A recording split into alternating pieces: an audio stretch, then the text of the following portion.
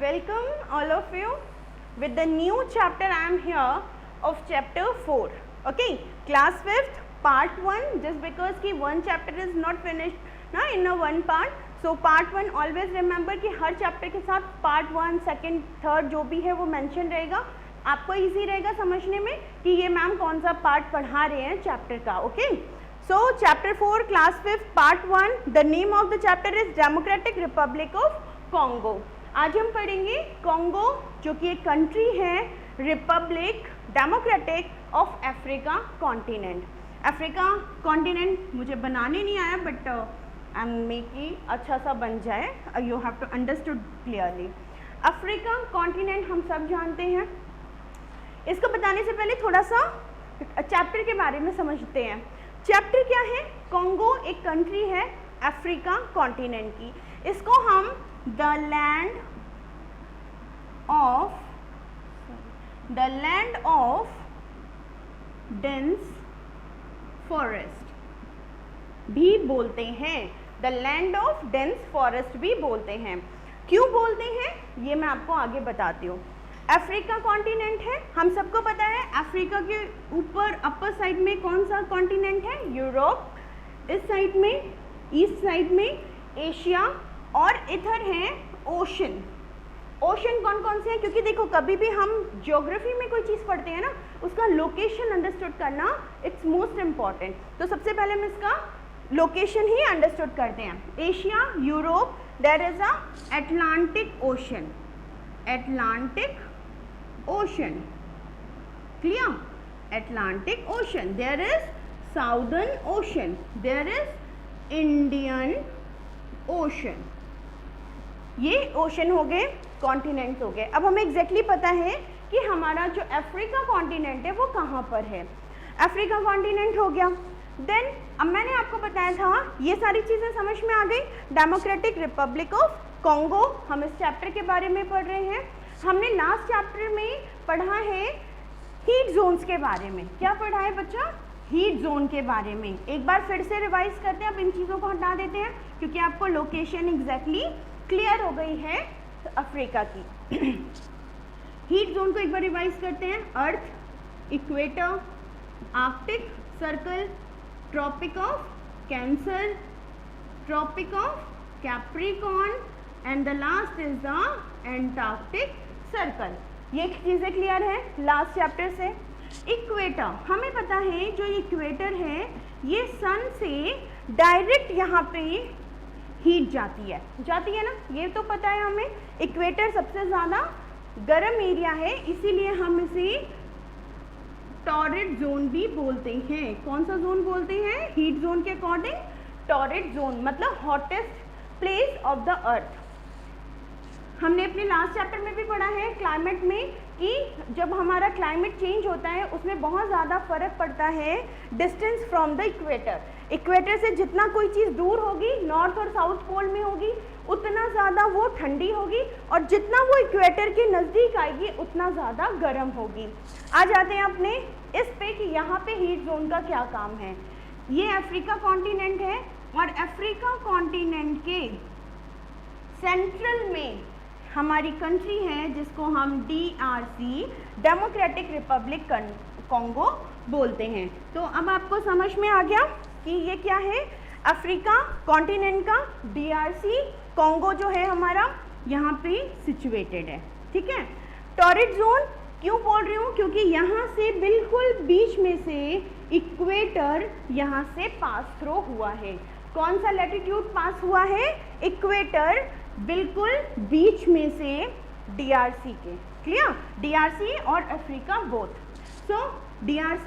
अब आप यहाँ मान लो कि ये रहा हमारा अफ्रीका कॉन्टिनेंट यहाँ पे. ठीक है, ये हमारा इक्वेटर है, ये इक्वेटर है, और ये रहा अफ्रीका कॉन्टिनेंट, बिल्कुल बीच में से होके गुजरा है. और ये रहा हमारा छोटा सा country DRC democratic Republic Congo. Clear? Situation located clear हो गया हमको. चलिए अब बात करते हैं बाकी चीज़ों की. इक्वेटर पे है, DRC है. इट मीन्स कि अगर हम इसके क्लाइमेट की बात करें तो कैसा होगा इसका क्लाइमेट? हॉट होगा. क्लियर? हॉट क्लाइमेट है क्योंकि ये इक्वेटर पे है। लेकिन अब यहाँ पे अटलांटिक ओशन है, यहाँ पे इंडियन ओशन है, नीचे साउदर्न ओशन है। अब कॉन्टिनेंट पे तो हॉट एरिया है, हॉट क्लाइमेट बन जाएगा, लेकिन यहाँ पे आसपास में ओशन है और इस कंट्री के मिडिल में ही पूरी कंट्री के साथ एक रिवर है जिसको हम कॉन्गो रिवर बोलते हैं। कौन सी रिवर बोलते हैं? कॉन्गो रिवर, ये भी है।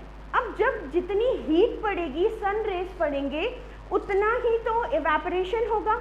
इवेपोरेशन होगा तो हमारे वाटर वेपर होंगे हमारे एयर में, ये सारी चीज़ें होंगी। अब उसकी वजह से क्या होगा? वाटर वेपर है, एयर है, उसकी वजह से क्या होगा आप बताओ?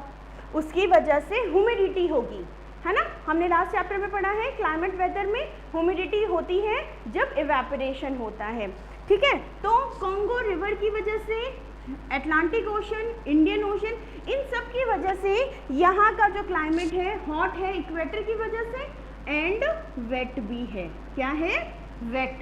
इवेपोरेशन हो रहा है आसपास के ओशन से, वहाँ का जो टेम्परेचर है वो डाउन हो रहा है। लेकिन इस चीज़ में एक चीज़ बहुत समझने वाली है कि आप हॉट एंड वेट देख रहे हो, ठीक है, लेकिन हॉट एंड वेट की वजह से ह्यूमिडिटी इतनी ज़्यादा है यहाँ पे कि यहाँ के जो लोग हैं वो यहाँ पे सरवाइव नहीं कर पाते, या जो ह्यूमन बॉडी है ना उसके सर्वाइवल के लिए ये बहुत ज़्यादा मुश्किल होता है। ह्यूमिडिटी ये होती है, इट मीन्स क्या होगा कि स्वेटिंग बहुत ज़्यादा होगी। स्वेटिंग बहुत ज़्यादा होगी तो हमें इरिटेशन होगी, अलग अलग तरीके की जो बीमारियां हैं वो होंगी। और सबसे बड़ी बात है कि ह्यूमिडिटी, जब आप देखो मानसून का सीज़न होता है, रेनफॉल होता है, तो क्या होता है, अलग अलग तरीके के इंसेक्ट्स आते हैं, है ना, तो जिनकी वजह से डिजीज़ फैलने का बहुत ज़्यादा डर रहता है, जिस वजह से यहाँ के लोगों की जो डेंसिटी है, जो पॉपुलेशन है, वो उतनी नहीं है जितनी अदर एरिया में है। तो क्लाइमेट कितना है? हॉट एंड वेट है यहाँ का क्लाइमेट। कॉन्गो रिवर है, ये वेस्ट पार्ट में है, ये देखो वेस्ट हो गया ना, ईस्ट यहाँ पे, वेस्ट यहाँ पे, तो ये सेंट्रल अफ्रीका में सिचुएटेड है और वेस्ट कोस्ट पे सिचुएटेड है। ओके, सेंट्रल अफ्रीका में है एंड वेस्ट कोस्ट में है। Clear? Climate hot and wet है, कॉन्गो रिवर है, सेंट्रल अफ्रीका में है और सेंट्रल अफ्रीका के वेस्ट कोस्ट पे सिचुएटेड है। ये सारी बातें हो गई हमारे इसके सिचुएशन की, लोकेशन की। अब हम बात करते हैं नेक्स्ट टॉपिक की कि यहाँ पे ये डेंस फॉरेस्ट कैसे मिलते हैं। एक और चीज़, 1971 से 1997 तक इस कंट्री का नाम था ज़ैरे। क्या नाम था इस कंट्री का? ज़ैरे। अंडरस्टूड? और इसीलिए ये जो कॉन्गो रिवर है इसको हम ज़ैरे रिवर भी बोलते थे। क्या बोलते थे? Zaire river. From the 1971 to 1997, ये आपकी बुक में नहीं है। ओके, तो ये सारी बातें समझ में आ गई। अब हम बात करते हैं इसकी वेजिटेशन की। Vegetation of the Congo. Congo का वेजिटेशन कैसा है? वेजिटेशन क्या होता है? Plants and trees. जब यहाँ का टेम्परेचर हॉट है और वेट भी है, याद रखिएगा क्लाइमेट कैसा है? हॉट है, वेट है, जिसकी वजह से जो वेजिटेशन है वो कैसा होगा? वेजिटेशन है, यहाँ पे रिवर है, इसको डेंस फॉरेस्ट बुलाया जाता है। डेंस फॉरेस्ट मतलब बहुत ज़्यादा घना एरिया, बहुत ज़्यादा घनत, जहाँ पे पेड़ पौधे मौजूद हो। मैंने आपको बताया पेड़ पौधे क्यों मौजूद होंगे, क्योंकि बहुत ज़्यादा ह्यूमिडिटी होती है और humidity is the best thing for the growth of the vegetation. Flower, plants, trees, इन सब के बढ़ने के लिए सबसे अच्छी चीज़ क्या है वेजिटेशन के लिए? ह्यूमिडिटी। ठीक है, तो हॉट एंड वेट क्लाइमेट की वजह से यहाँ बहुत सारा वेजिटेशन पाया जाता है। पानी के लिए यहाँ पे कॉन्गो रिवर है जो कि पूरा देश है लगभग उसको उसने कवर कर रखा है। इसके साथ एक और बात समझते हैं, द कॉन्गो बेसिन। अब ये कॉन्गो बेसिन क्या है? कॉन्गो रिवर, कॉन्गो कंट्री, दो चीज़ तो आपको समझ में आ गई, बट ये कॉन्गो बेसिन क्या है?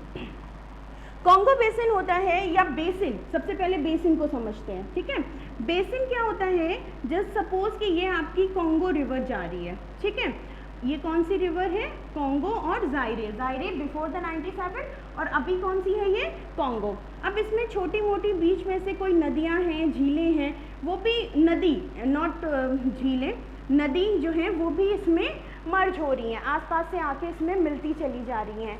तो ये पूरा एरिया जहाँ पे वो छोटी नदी, बड़ी नदी, कॉन्गो, पूरा एरिया वो जहाँ से शुरू हुई है और जहाँ पे ख़त्म हुई है वहाँ तक का पूरा एरिया कहलाएगा बेसिन। अब जो उसकी मेन रिवर है, कॉन्गो इसकी मेन रिवर है, इसलिए हम इसको कॉन्गो बेसिन या कॉन्गो रिवर बेसिन कह सकते हैं। आई होप समझ में आ गया। और इन रिवर्स को क्या कहते हैं? ये जो छोटी छोटी रिवर्स हैं इनको हम कहते हैं ट्रिब्यूटरीज। क्या बोलते हैं इनको हम? ट्रिब्यूटरीज। क्या बोलते हैं? ट्रिब्यूटरीज। चलिए ये सारी चीज़ें क्लियर हो गई आपके। अब वेजिटेशन पे आ जाते हैं, ठीक है। वेजिटेशन मीन्स क्या होता है? प्लांट्स। तो कैसे प्लांट्स मिलते हैं हमको यहाँ पे? हमें यहाँ डिफरेंट काइंड ऑफ प्लांट मिलते हैं। सबसे पहले एक बहुत फेमस है इबोनी, महोगनी। ये वो प्लांट्स हैं, these are the plants which one is a famous there, okay, जिनकी वजह से यहाँ पे बहुत सारी इंडस्ट्रीज डेवलप्ड होती हैं। इंडस्ट्रीज मीन्स अब ये ऐसे डेंस फॉरेस्ट हैं जहाँ बड़ी बड़ी मोटी मोटी लकड़ियाँ पाई जाती हैं जो कि बिल्डिंग्स बनाने में या फर्नीचर बनाने में यूज़ की जाती हैं, ओके। तो इसलिए वेजिटेशन सबसे फेमस कौन सा है? इबोनी, महोगनी और the shrubs, herbs, okay, herbs and the shorts of wine, ठीक है। जो जालीदार, जालीनुमा जो पेड़ होते हैं ना, जिनकी टहनियाँ बहुत ज़्यादा फैल जाती हैं, ठीक है, क्लाइंबर्स, क्रीपर्स, ये सारे जितने भी तरीके के पेड़ पौधे वेजिटेशन होते हैं वो सारे यहाँ पे पाए जाते हैं। वेजिटेशन की बात हो गई, हमको पता चल गया कि यहाँ पे ये डेंस फॉरेस्ट है और ये एरिया फेमस है इक्वाटोरियल रीजन के लिए। ये कहाँ पड़ता है? Equatorial region, equatorial region. अब इक्वाटोरियल रीजन क्या होता है इसको भी एक देखते हैं। इक्वेटर, मैंने आपको बताया ये कौन सी लाइन जा रही है क्रॉस करते हुए? इक्वेटर। इक्वाटोरियल रीजन क्या होगा? इक्वेटर से 5 degree to 15 degree up side and 5 degree to 15 degree down side. Equator से इस एरिया को हम बोलते हैं इक्वेटोरियल रीजन। कौन सा एरिया बोलते हैं इसको हम? Equatorial region. तो ये DRC हमारा कहाँ पड़ता है? इक्वेटोरियल रीजन में। और ये वो रीजन है जहाँ की जो वेजिटेशन है वो सबसे ज़्यादा पाई जाती है एवरग्रीन फॉरेस्ट। कौन से फॉरेस्ट पाए जाते हैं? Evergreen forest. इन्हीं को हम डेंस फॉरेस्ट बोलते हैं और इसीलिए हमने इस जो लैंड है कॉन्गो रिपब्लिक, इसको हमने डेंस फॉरेस्ट की लैंड भी बोला है। एवरग्रीन फॉरेस्ट क्या होते हैं? एवरग्रीन नाम से समझ में आ रहा है, एवर मतलब हमेशा, ऑलवेज, ग्रीन मतलब हरे भरे, फॉरेस्ट जंगल। तो ऐसा जंगल जो हमेशा हरा भरा रहता है थ्रू आउट द ईयर और throughout the sum of last decades, है ना, लास्ट कुछ सालों से या सेंचुरी से वो डेंस ग्रीन फॉरेस्ट बना हुआ है। ये ऐसे फॉरेस्ट होते हैं, ऐसे पेड़ होते हैं यहाँ पे जो एक साथ सूखते नहीं हैं या they does not shed their leaves in once a time. एक साथ सारी पत्तियाँ नहीं छोड़ते हैं, धीरे धीरे कुछ ने कभी छोड़ी, कुछ ने कभी, और ये हमेशा थ्रू आउट द ईयर देखने में ये हमें ग्रीन दिखते हैं। इस वजह से हम इन्हें एवरग्रीन फॉरेस्ट कहते हैं। तो ये सारी चीज़ें समझ में आ गई। कॉन्गो कहाँ सिचुएटेड है, कौन से कॉन्टिनेंट में है, which river is passes through, which main latitude passes through, what is called as a equatorial region, why we found here the evergreen forest and these all things, what is why we called as a land of dense forest. So ये सारी चीज़ें इसमें clear हो गई। In next video, in next class we learn about the peoples of Congo, the industries of Congo, means of transport, how they live, how they survive there. Okay, so इसको अपनी notebook में right करिए, बार बार सुनिए, देखिए और पढ़ते रहिए, book से रीडिंग करिए। फिर मिलते हैं पार्ट 2 में। Thank you.